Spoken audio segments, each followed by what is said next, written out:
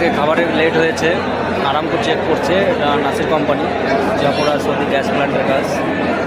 সব লেবাররা খেতে এসছে কিন্তু খাবার আসেনি এখনো সময় মতো।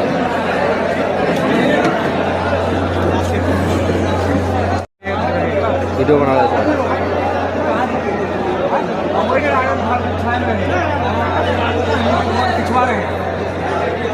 এটা ফোরম্যানদের লাইন সব।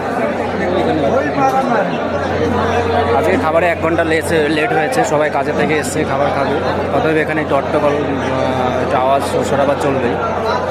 বিদেশ মানুষ ভাবে অনেকটা সহজ, কিন্তু মানুষরা কত কষ্ট করে পয়সা কামায় সেটা বাইরে না আসলে সেটা বোঝা যাবে না।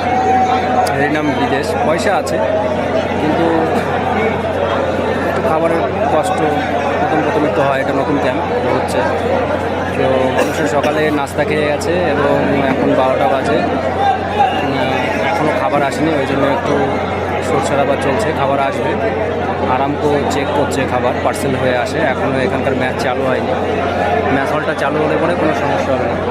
ওই দেখো ওইখানে ম্যাচ হল চালু হতে হবে। ওইটা কিচেন রুম,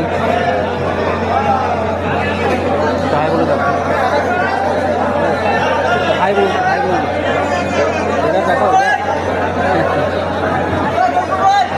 सब आदमी गुस्से में है अभी।